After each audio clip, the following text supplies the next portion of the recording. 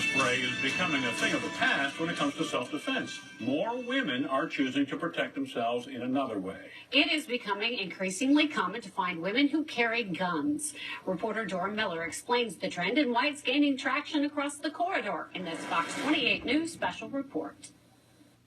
You're in a parking lot, walking with your kids by your side. A stranger walks up and threatens you and them. Do you have the tools to defend yourself? And the better question, are you willing to use them? I'd rather be tried by 12 than carried by 6. And if anybody tries to hurt my children or myself, then they're going to go down. For 10 years, Elizabeth has debated carrying a gun. One of the reasons why I hesitated to get a license to carry was I was afraid of my children getting into and being harmed by the guns that are there to protect us. But in her profession, experiences learning firsthand, like the mindsets of depraved, dangerous individuals.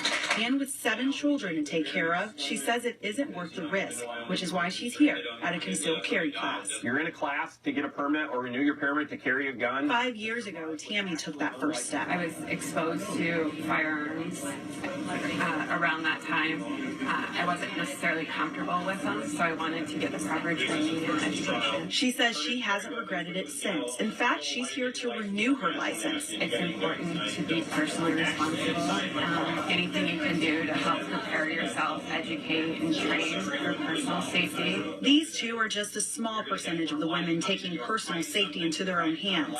In 1 year, Lynn County has seen the number of women obtaining their concealed carry permit rise by nearly 30%. One group has been directly affected by this growing trend. 9mm Smith & Wesson shield. Gun shops. In the last year or so, there's been a very large increase of women that are showing up to get their permits. Women in general are a very good example of the type of people that just say, I understand this is the minimum, but I want to know all I can. Ernie, who owns Cedar Valley Outfitters in Marion, says his concealed carry classes are filling up with women like Elizabeth and Tammy. Go ahead. Who want to be prepared for anything that could happen. Yeah, we can point to several local examples, unfortunately, of some, domestic violence and violent situations that happen around here. And sometimes that's kind of the, the turning point for some people. And that's the good part. What I think that people are starting to realize that no one's really immune to all of this. Chris is a training specialist for the Cedar Rapids Police Department.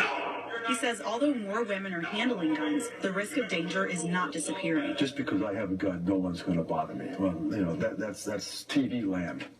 And the reality is, now that you have a gun, your responsibility is quadrupled. The act of carrying a gun doesn't take a lot of thought. Chris is right. The heavy part of this is knowing that you have the capability of taking a life, and the women who carry say they don't take that lightly.